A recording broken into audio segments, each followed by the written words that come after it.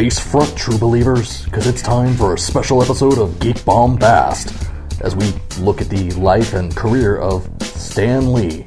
On this episode, it's Rod Nunley and myself, John Sitton. Very subdued intro. Yeah. Because, So it's now, we're recording in the evening on whatever day today is. What is Monday the 12th? Yeah, something like, yeah. Monday the 12th, November 12th. So the news broke midday today. Yeah. That Stan Lee passed away. Yeah, no, it was kind of a thing for me because I woke up early this morning because I hadn't actually worked on getting the episode that went up today. But last week, for people listening to this now, I hadn't actually edited any of it, so I woke up early and sat down and started working on it. And then, as it was rendering so that I could upload it and everything, I'm looking up news for today's podcast, and also trying to figure out what we're gonna do, ask questions online on Facebook, and all that. And then the news just came across my screen, and I'm like, no. I mean, he was 95. Yeah, no. Yeah, no. He has lived a long and full life, and it was more of just it was a thing where it was I was getting a lot done. I was really excited. A bunch of movie trailers came out that I was really excited about, and then just that. Yeah. It was crap. Yeah. I mean, I was talking to my wife about it earlier today. It's this, his wife died not terribly long ago. Yeah. And generally speaking, when the wife dies, when you're up in age like that, the husband is generally speaking not too far behind. Same thing happened with Johnny Cash. Yeah. I think that's the way it goes. And also, he had some rough stuff here. I don't think they've said what the cause was. Well, I know he had a bout with pneumonia that he went to the hospital for a little while back. And they took him early Monday morning. They took him to Cedars-Sinai Medical Center. So it was an emergency situation. They called an ambulance. So it wasn't at home. It wasn't, he was no longer in the hospital. They had to rush him back there. So, I'm trying to think. We were talking about it a little earlier. I never went to any conventions. I never encountered him. Yeah. I have a friend of mine who did and had him sign up. X-Men comic, I think. Yeah, I think I was at one convention that he was also at, but it was one of those things where there were so many people there, and I was there as kind of a one-day thing, and sure, there was just no way, even though that was kind of one of my bucket list things, was to... Definitely on my bucket list. I was saying, I think I said on Facebook on my personal page, he's the architect of mine and countless other childhoods. I mean... I was a Marvel zombie. I was all Marvel as a kid. Obviously, ironically, first comic I ever picked up. No, it was a Marvel comic, Fantastic Four. Yeah. I was gonna say your first comic was a Fantastic Four issue. Fantastic Four comic. Yeah. So, I don't know. It sucks, man. It just sucks. It's. I can honestly say that Stan Lee was the first comic creator, that I knew his name. Not only did I know his name, but I knew his voice if I heard it. Oh, he was probably the first creator I knew in any medium. Yeah. Movies, Han Solo was Han Solo, not Harrison Ford when I was a kid. But Stan Lee, because of Stan's soapbox. And then also the bullpen was... He was always kind of front and center in all of those comics, and he was anytime they would draw a What The, or the Marvel No Prize book, which I think they only ever did one of, he's in the whole thing. Yep.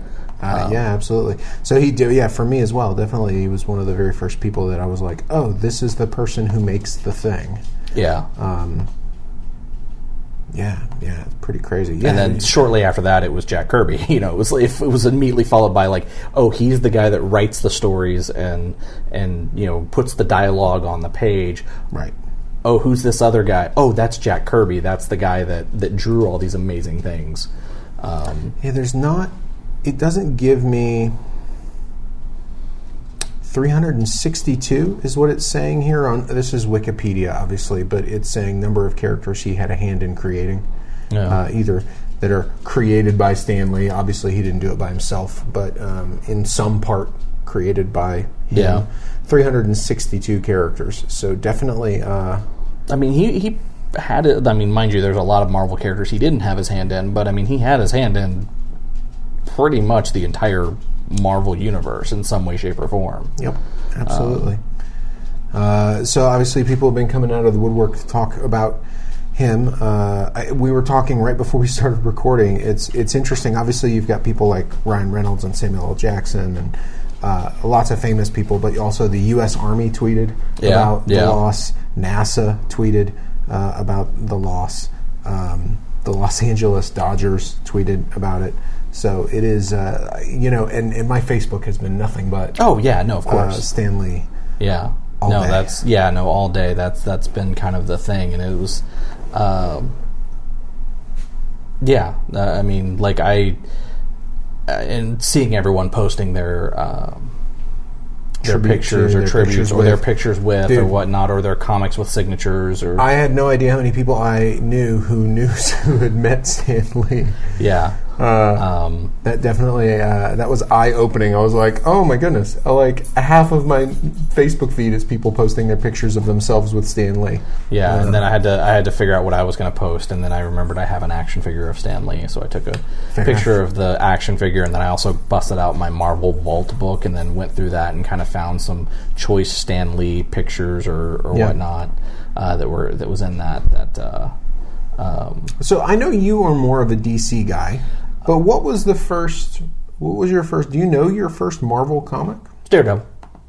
Oh, well, that's solid. It was a, I don't want to say it was Frank Miller, but it was shortly after. Like, it was kind of that after Frank Miller had left Daredevil run. Because my mom had bought me a box of, or one of those, went to Toys R Us and bought like a pack of like a bunch of Marvel comics. So it was like X-Men, like that X-Men #1 that everyone has, like 12 different copies of, that had the gatefold cover. Oh, sure. The Jim Lee, Chris Claremont. Yeah, it had like that and Daredevil and an issue of Thor and like a bunch of other stuff. And the first thing I actually grabbed and read out of that thing was Daredevil, which is why Daredevil's probably like my...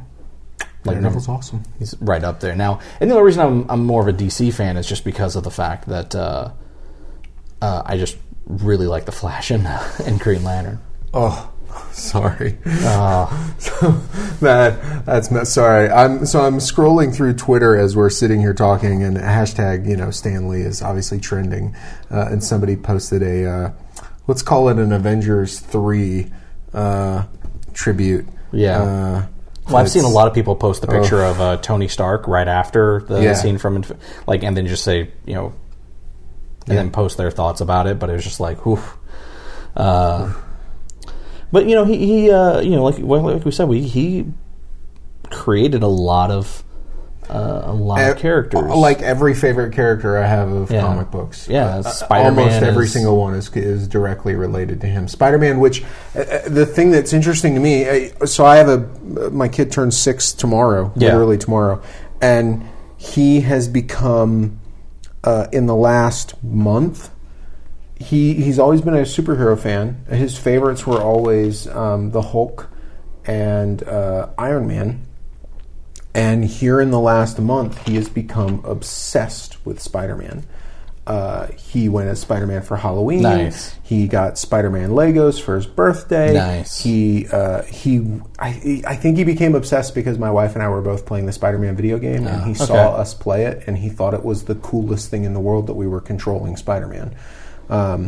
So he has, in the last month, become completely obsessed with it. So this morning, I'm reading the news. I'm like, oh my God. And I haven't explained to him yet that he'll get, I guess that's something I don't need to explain to him. But, I was blown away by watching how big of an impact, even in my kid who's only 6, how big of an impact Stan Lee's even had on him at this point. Because probably a third of his favorite things in the world right now, because he likes Legos and Ninjago and Ninja Turtles and some other things, but at the top of his list is all the Marvel stuff. His big birthday present this year is I'm contemplating, we're talking about watching the Marvel movies, doing like one every 2 weeks, where I let him watch Iron Man and all those things.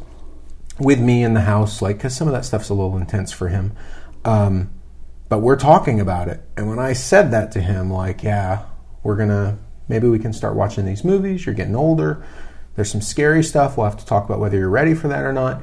And the look on his face, like, he is thrilled because the kid knows more about Infinity War, and he's never seen it, but he still knows, like, probably 70% of what happens in that movie. He knows who Thanos is. He knows that some of them die at the end, like, because that's all the kids at school talk about. Yeah. I don't know if you and I had this conversation, but I was having a conversation with some of my other friends who have kids, and we were talking about, for us as the adults, Star Wars was our big thing. Yeah, you brought that up in the first episode. Yeah. And it's Stan Lee. It's everything Stan Lee has created is what kids these days, elementary school kids these days, it's what they're obsessed with because of those Marvel movies. Yeah, no, definitely. So while he's gone, I think the influence of Stan Lee is probably going to be felt for a very long time. Yeah. Yeah, it's a bummer. It's one of those things I said, God, probably a year ago. I was like, man, he's 90 at the time. Like, he's 94 years old. Like, it's coming. We knew it was. We all kind of knew it was coming, and it's kind of a like. It's going to be a rough. It's a rough one. It's a rough one. Yeah, but to kind of go through the different creations. Obviously, a big one for you is Fantastic Four. Yep. Favorite group. I know my kid says all the time. He'll go, "Who's your favorite superhero?" And I'm like, Fantastic Four? Can I just say all four of them? Can I? I don't. And he's like, but which one? And I'm like, I don't. Stop asking me the hard questions, kid. Ask me how kids are born. That's easier. Yeah, but I mean, like, he also. It's funny because I flipping through. I don't know. Obviously, I don't think it's. I think his longest run on a comic was Fantastic Four, if I'm not mistaken. I think you're right. Because I actually had I actually posted a thing because it had like one of the trading cards from like the Marvel trading cards in that Marvel Vault book, which is a really cool book. It's not Stan Lee specific, but it's a really cool book about Marvel and about their, like, it goes into their horror, their time that they were doing romance comics and horror comics when they were still timely comics, and then there's like a Marvel trading card. I used to have that card. It's labeled as Mr. Marvel, and it's like the back of the card was like comics written uncountable, no prizes awarded 547. Favorite sayings: Nuff said, True Believer, Face Front, Excelsior. First appearance in a Marvel comic, Fantastic Four number 10. First published Marvel Comics work, the text story in Captain America Comics number 3, May 1941. Did you know Stan's longest unbroken stint on any Marvel comic was Fantastic Four, which he wrote a whopping 114 issues, starting with number 1. Right. That is correct. Yeah, and it's interesting because obviously, Dave Sim did 300 issues of Cerebus. Yeah. I think I don't know what issue currently Savage Dragon is up to, but I know they're over 200 at this point, or close to it. And he's written and drawn those, which is crazy. And how long was Bendis on Ultimate Spider-Man? Bendis on Ultimate Spider-Man was there for a very long time. It was a 14-year run, but I don't remember the issue count. Well, the problem is they kept rebooting it after a while. Like, it kept getting a new number 1 like every 2 years. Right. Like they went. I think they got up into the hundreds, and then. And then they just reboot it every like 5 years. It says 200 as of April 2014 is what that's now. That's per Wikipedia. Please don't don't quote me on that, because it also says that you're right. Volume 1 was 200 issues. Volume 2 was 21 issues. Yeah, so and there's some other stuff. The Miles Morales Ultimate Spider-Man, which I don't know if you would count that. I don't know. Anyway. But that's so. The crazy thing though is he did 114 written issues of Fantastic Four, while also doing Doctor Strange, some Captain America, Iron Man, some Spider-Man, a bunch of Spider-Man, X-Men. Like, Daredevil. The number of comics Spider-Man. Now, obviously, he was doing the famous, Marvel style of writing, which is you write a synopsis of the issue, and then you hand it to the artist, and the artist creates a 22-page comic based on that synopsis, right? And then hands the art pages to Lee, and then he scripts the art that is already there. Yeah, he makes his story fit. Yeah, which is, looking back on it, a crazy way to write comics. I mean, obviously he does that because it's streamlined in terms of it's the fastest way for him to write comics. But definitely, he probably had to jump through a lot of hoops because something didn't fit what he had in his head. Or going back to the Fantastic Four, during the whole Galactus thing, if you remember correctly, or I'm sure Silver Surfer was not in that synopsis. He was never talked about. That was just something Kirby just made up when he was drawing the comic. Because he's Kirby. And then, so there was like a little synopsis of what the comic was going to be. Mm-hmm. He handed it to Kirby. Kirby gave it back, and Stan went, "Wait, who's this guy?" And he's like, "Oh, that's a character. He's the Herald of Galactus. He's like the guy who searches for Galactus." I figured he needed someone to find the planets for him. I wanted to do a little bit more. And Stan was like, "No, okay, we can work with that. He's silver. He's on a surfboard. He's a Silver Surfer, Yeah. Cool, we'll make it work, kind of thing."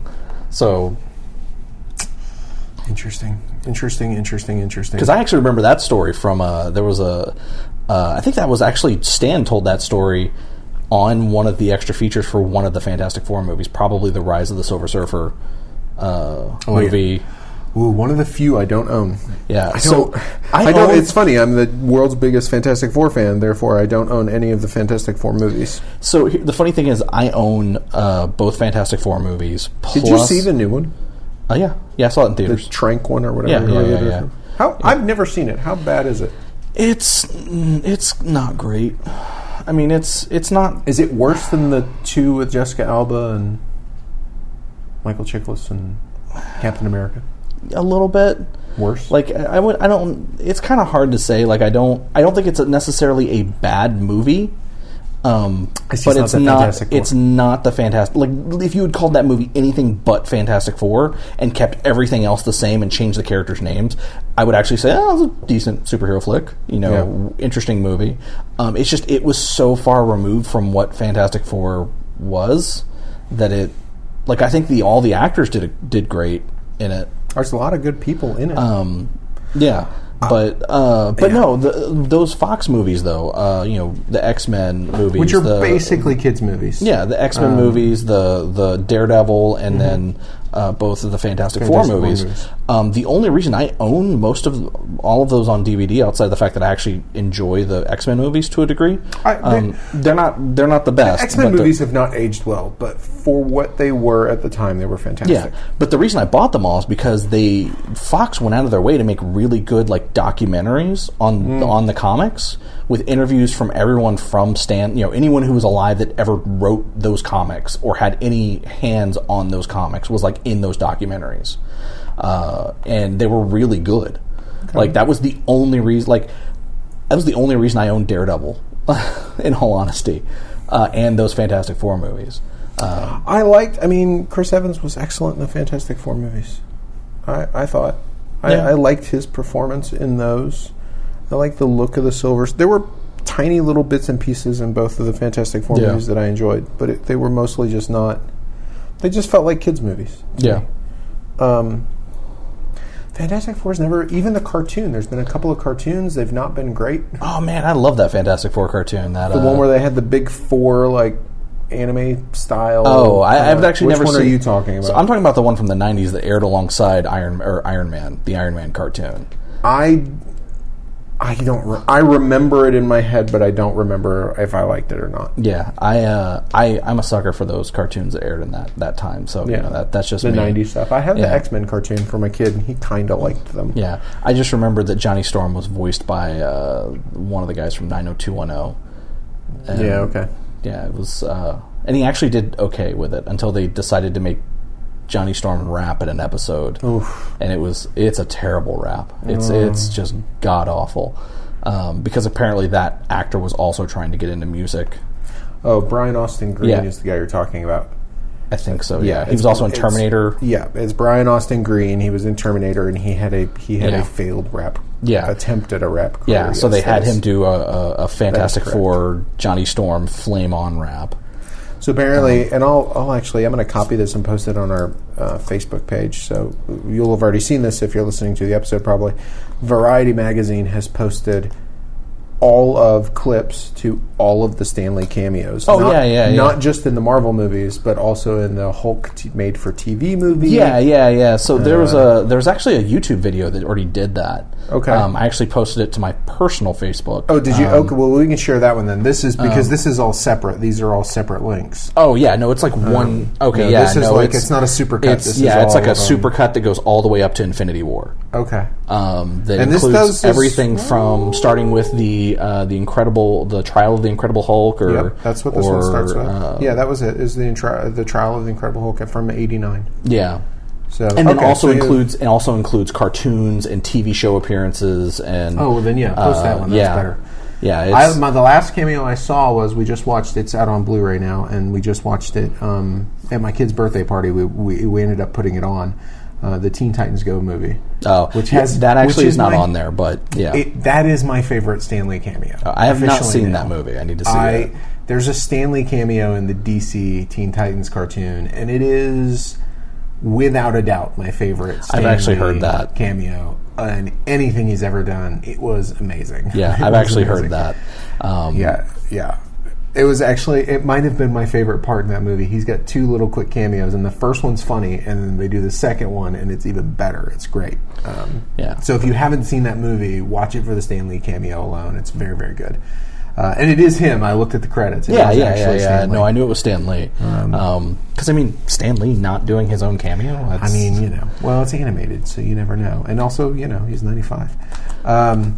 The other thing I want to point out, too, is not only do we love him for all the comic book stuff he's given us, but he had a platform. We talked about it, Stan's Soapbox. And one of the big things that he talked about all the way back in the 60s is, and this is actually from an article posted today at the Washington Post, was about his stance on racism. Bigotry and racism are among the deadliest social ills plaguing the world today, Stan Lee once declared. He wrote those words in 1968, same year that Dr. Martin Luther King Jr. and Robert F. Kennedy were assassinated.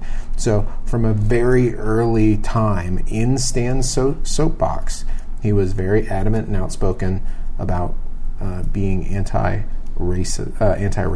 Well, you got to think the guy that came up with the idea of what became the X-Men would have to be very against that kind of thing, especially considering it's a very obvious allegory. And Black Panther.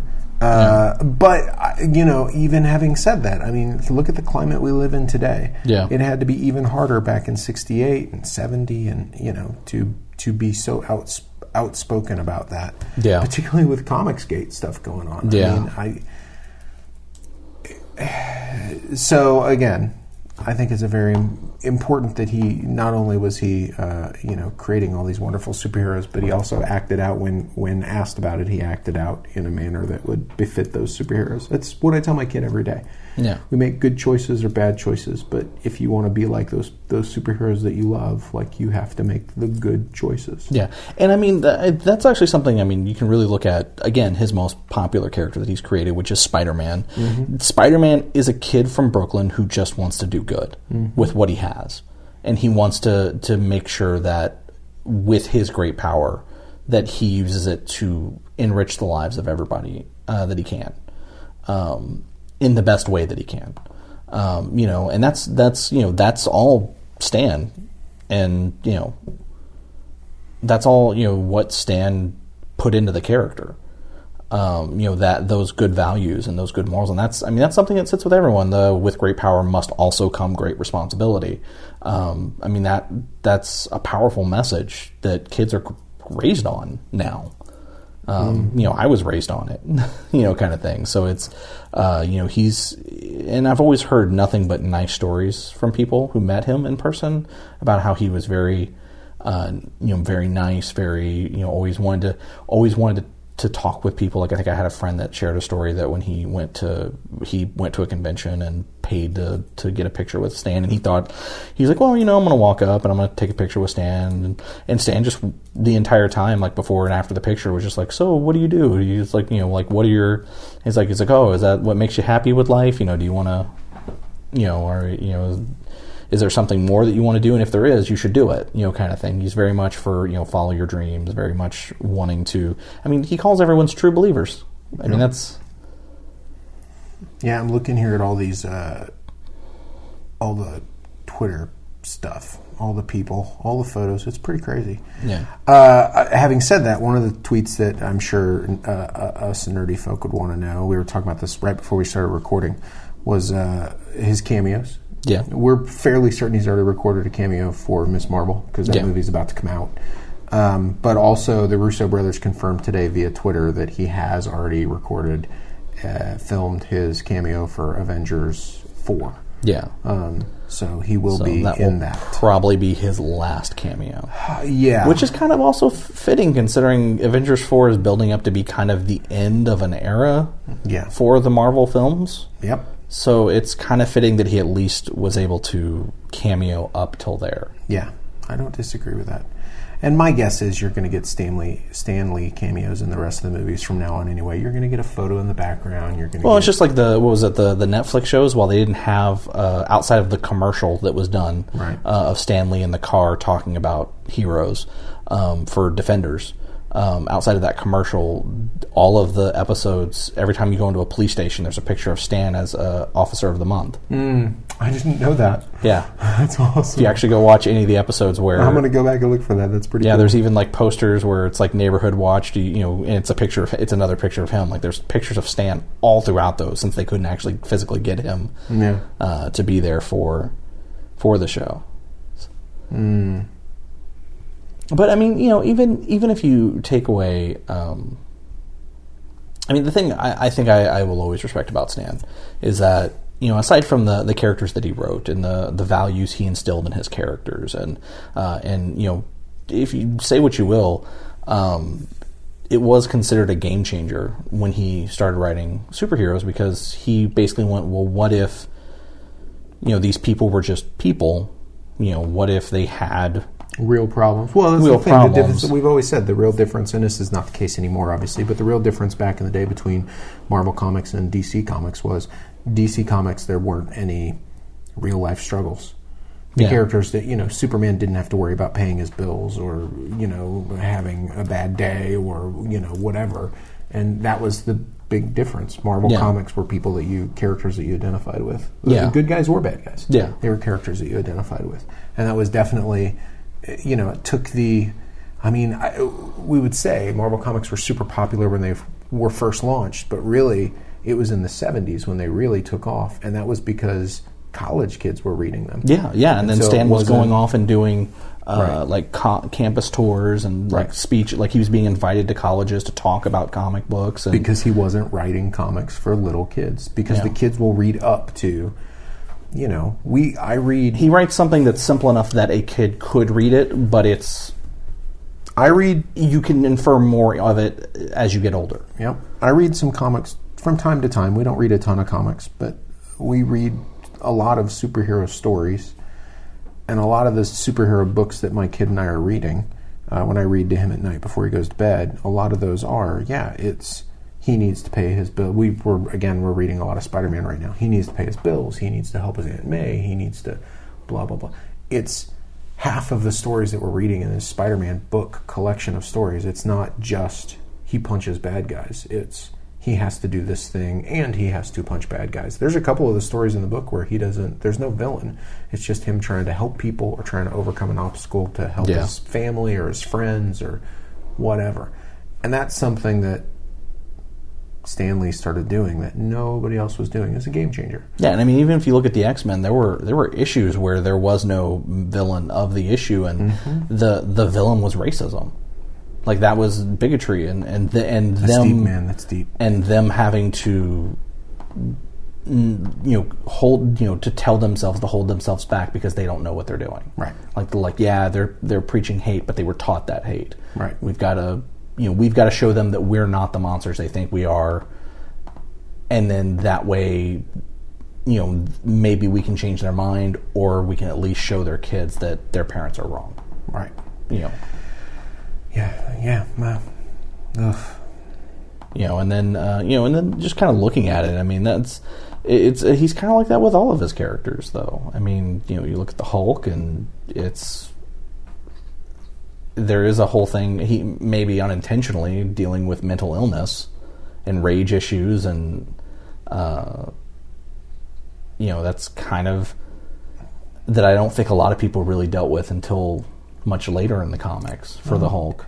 Disabilities, with Daredevil and even Hawkeye, even Tony Stark, because that was alcoholism. Although he didn't write that, but. I'm just with the fact that he had essentially a superhero pacemaker in his chest, his broken heart, and he had to plug himself in and he'd be vulnerable to people, which I always thought it was funny that whenever you hear Stan tell the story about Iron Man, he did that as a way to make women sympathize with him more, like, oh, he's sensitive, he's got a wounded heart. I read something today that said that he had challenged himself to write a character that people wouldn't like, and make them like him, because the character was created in an era when being an industrialist weapons maker was, although that's any era, right?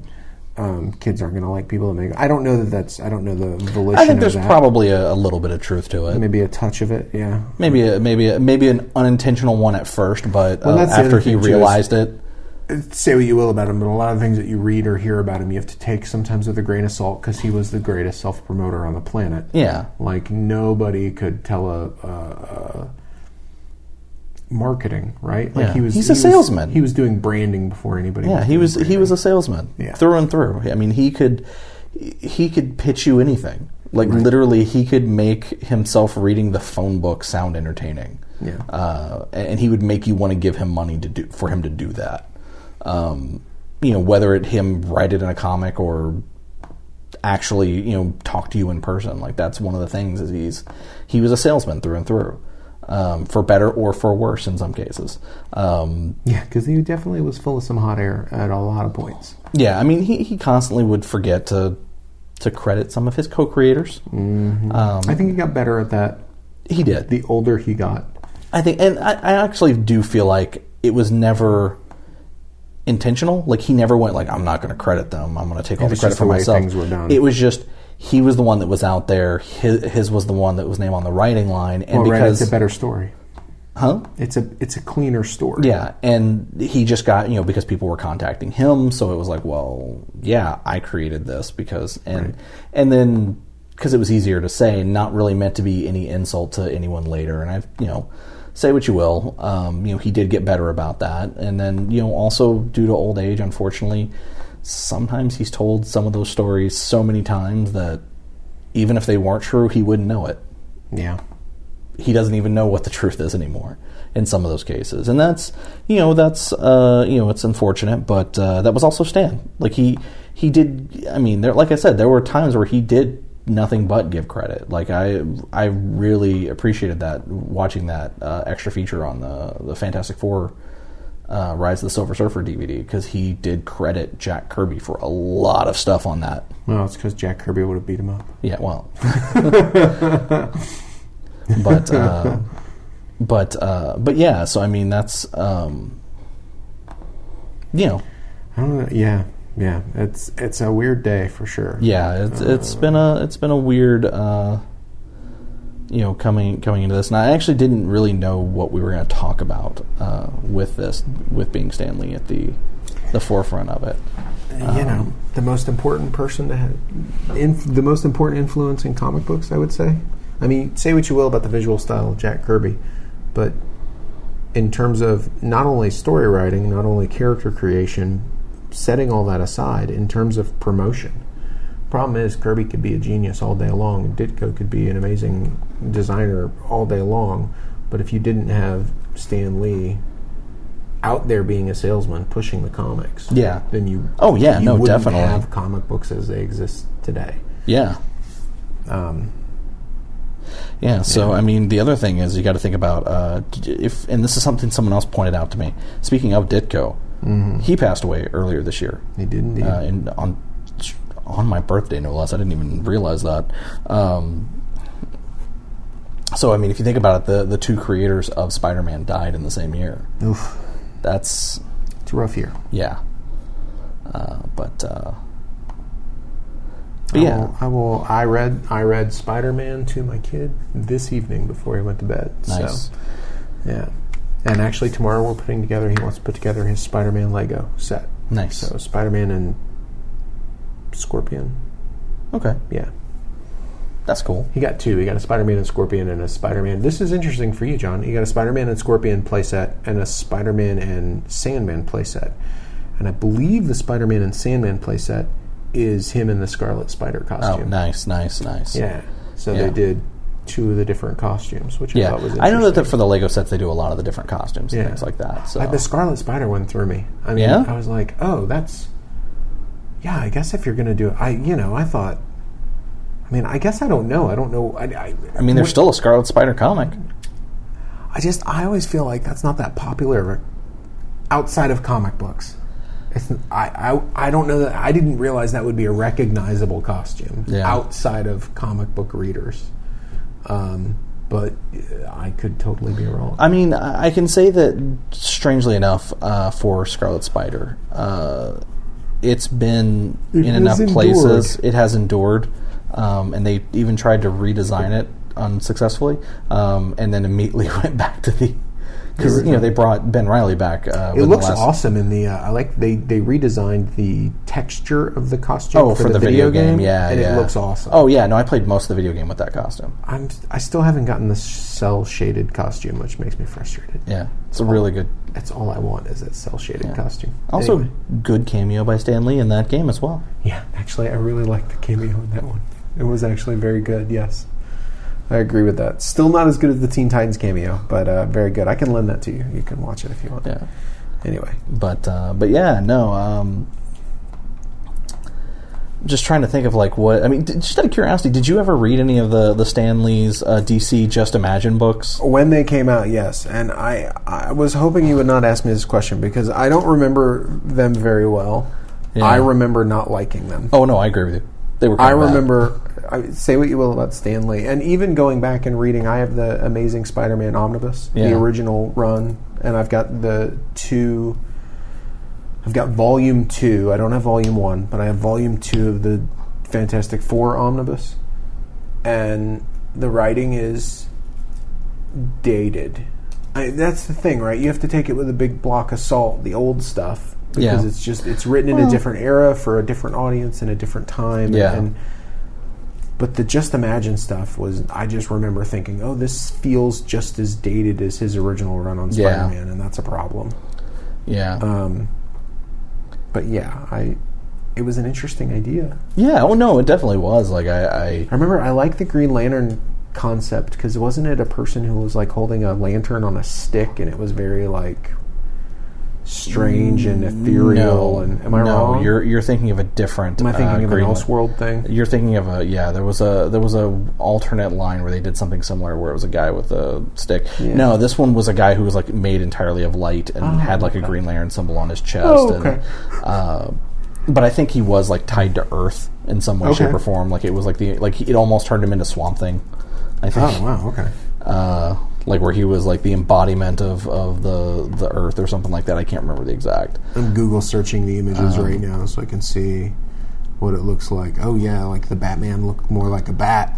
Yeah. He looks like he's got a bat face. The Wonder Woman looks like Promethea, the Alan Moore comic. Yeah, and Green Lantern is just a big body of light. Yeah.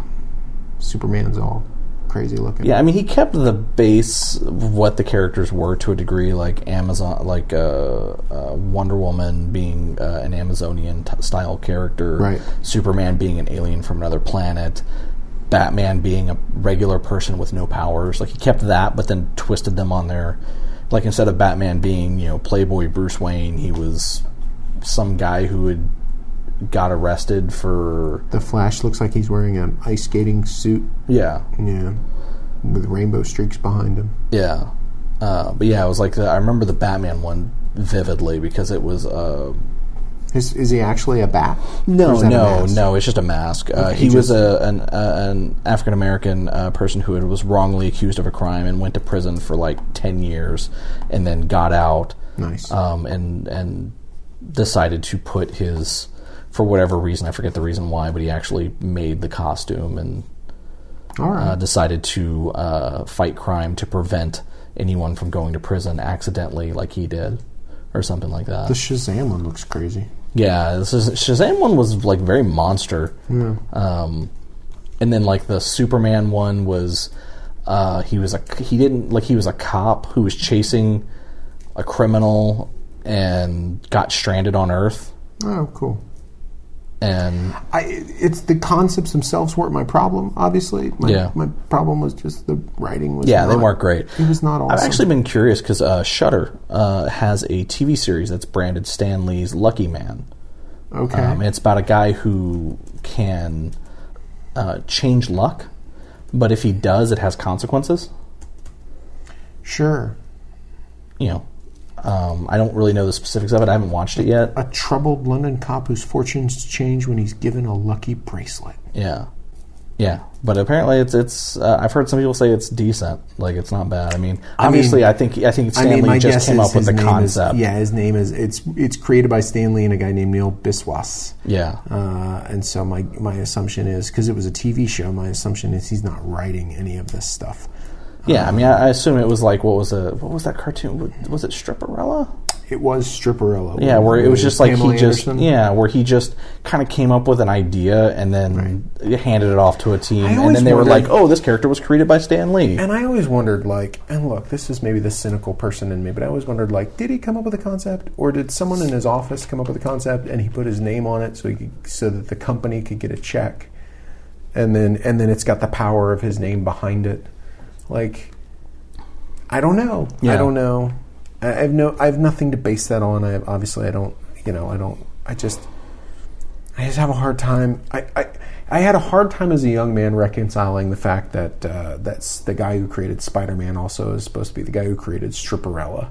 Like that was my struggle. Like I wanted better for him. I wanted because there was that reality show that he was involved with. Stan Lee's Who Wants to Be a Superhero? Yeah, where they create their superheroes. I actually have that on DVD. It was a fascinating show. But prior to Geek Bombast, I was part of a different podcast where we actually had one of the guys from Austin, right? Yeah, the Diffuser was his superhero name. I can't think of his actual name, unfortunately. But yeah, he was a cop, and then now he does. I think he's a retired police officer now, and now he runs the Scare for a Cure thing here in Austin, which is a thing they do every Halloween where they do a haunted house kind of thing. And then they also have a D&D style thing that they do every now and then. So I have, because of the fact that we were doing that, and I was trying to help the podcast out very well, like I ordered 2 sets of that show on DVD, one set for myself to watch it all because I had never watched any of it, and I was going to let anyone that wanted to watch it borrow it afterwards, and then another set to give away. Yeah, and so I have watched that show. That was it's weird. So there's a picture somebody posted online of Stan Lee star on the Hollywood Walk of Fame. And I'm just looking at this here because it's so crazy to me. Somebody put a can of cream of chicken condensed soup on his star.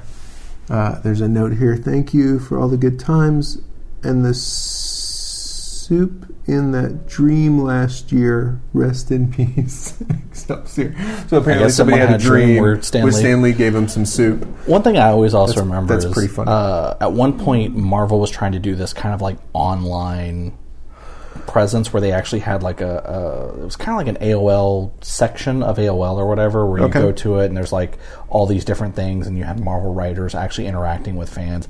It didn't last very long. It wasn't great by any means. But I do remember each month they had an article written by Stan Lee. And one of the things I always remembered about it is that right after the series finale for Seinfeld came out, Stan Lee wrote an article on this thing talking about how he was asked by Jerry Seinfeld to write a final episode script. Okay. And that he submitted it, and it didn't get chosen. He has no ill will for it, but he got permission and shared it with the group about what the final episode would have been. And I always thought it was funny that Stan Lee wrote a... True or not, that would be the craziest thing ever. It could totally be a fabrication on his for the article. Like, oh, I was told but I'm not going to give you the script, but here's the basic outline of what was going to happen and what I would have done and how the episode would have turned out. It would have been very different, but it still would have been, kind of. I think it was like they go to a local carnival or something like that on Coney Island, and they see a fortune teller, and they go talk to this fortune teller, and the fortune teller does all these things where he talks about things from their past and how it would come to affect them in the future, so that it flashes back to episodes kind of all the episodes that have gone back, and then how they would turn out into these that each character would go in and have their own fortunes read, and all find out they have these horrible fates, kind of thing. And then at the very end they leave, and it's you're a very bad man, Jerry Seinfeld guy. I can't remember what characters that was, but I don't either. But I know who you're talking about. Yeah, but it was just it turns out that was the fortune teller, and he was purposefully messing with them. And that's how he would have ended it, instead of them ending up in jail. It couldn't have been any worse. Yeah, it couldn't have been any worse. But I always thought that was cute. That I don't know why I remember that specifically as the only thing from that service. Yeah, I like. Neil Gaiman posted about. Everybody's posting about it, man. It's crazy. Of course, now's the time to do it. He says he met Stan Lee the same day he met his wife. The first day he met his wife. Oh wow. Yeah. This is from Neil Gaiman. He was a powerhouse of energy and enthusiasm, and his death ends an era when giants walked the earth and made up new kinds of stories. Oh, Neil, so British. But yeah, so I mean, I think we can. I think we've pretty much covered it. He was the greatest. Yeah, he was great. All faults and everything. I don't think I would have traded anything. Yeah. Because despite everything, he brought us entertainment. He was, Yeah, again, a giant, huge chunk of my childhood. Yeah, so. He's instilled a lot of the morals that have become me as a person, along with a lot of other people. I mean, there's a lot of elements, and say what you will. It's like I said, I take the warts and all, everything. Yeah. All of it, because I think that even if you take away everything he did writing comics, he is someone who promoted comics in a way that I don't feel like he had was been done. the ambassador to all comics. Yeah. Whether you were DC or Image or whatever, he was the banner holder for the industry. Yeah, and if I'm not mistaken, he's the one who used to jokingly call DC the distinguished... Our distinguished rivals, or our distinguished competitors. Yes. And he would never take pot shots at them. Or if he did, they were very playful. In jest, yes. They were very playful, but again, they were distinguished. Yeah. So I mean, it was one of those things where, he improved the entire industry in a way. Yeah, I mean, I don't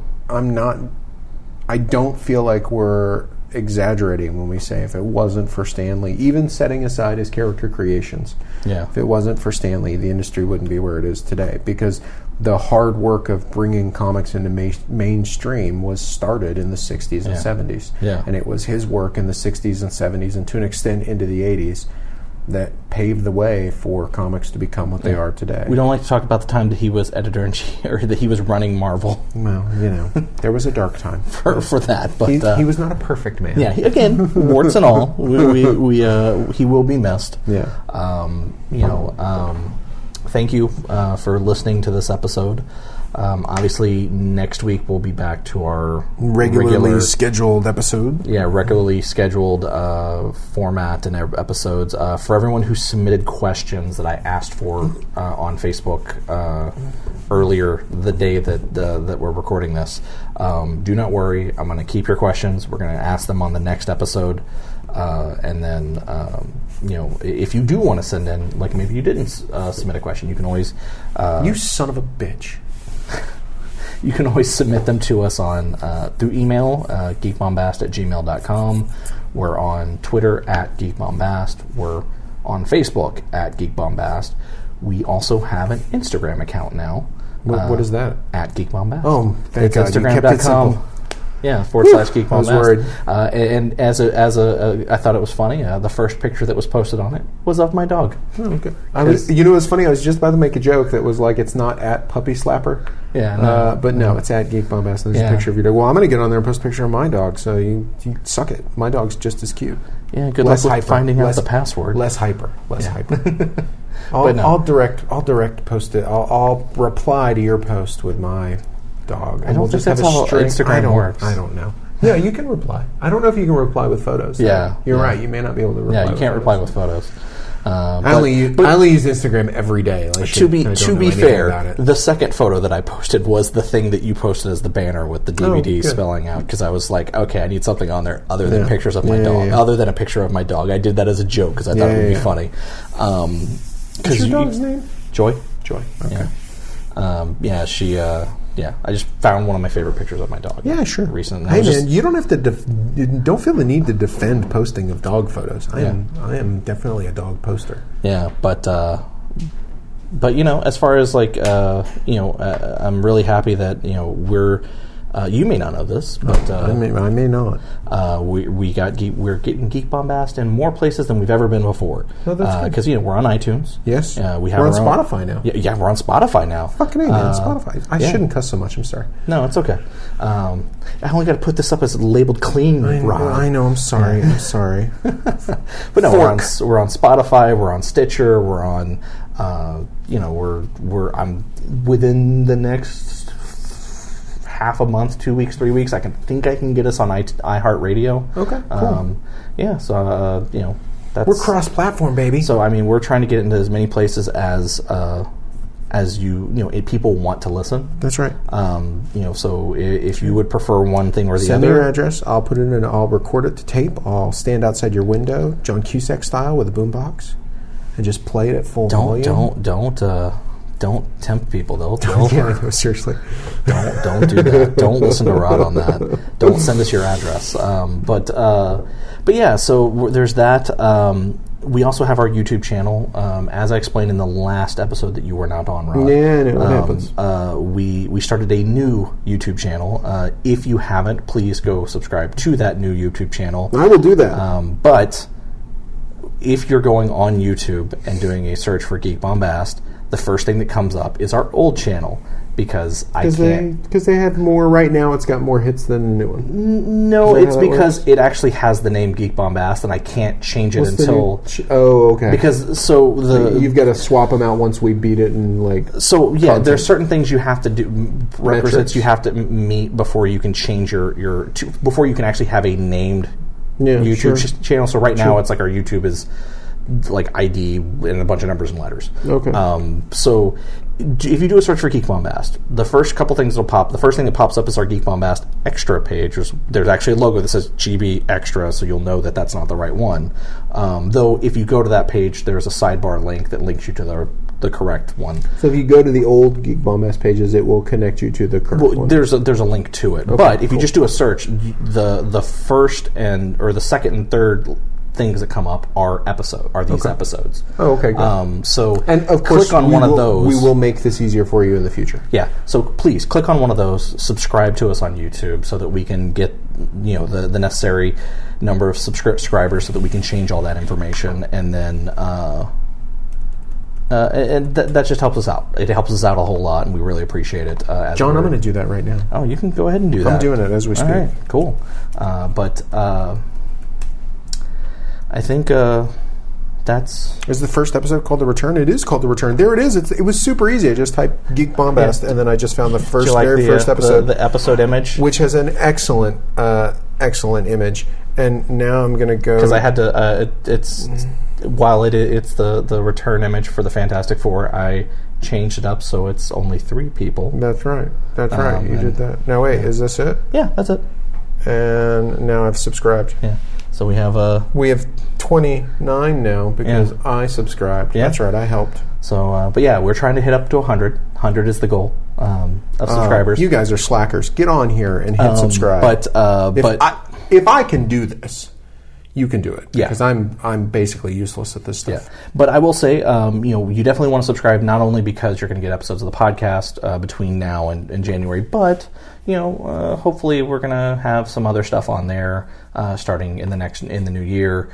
Right now we're kind of in a soft launch for the new Geek Bombast, which is just for me to get into the habit of being able to record and edit and put up episodes on a weekly basis again, because it's hard, man. It's hard. Like, I even had to get new software to edit, and learning that new software, it's hard.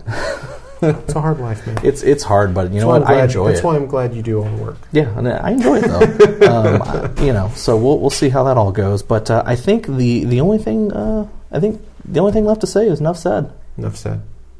Excelsior.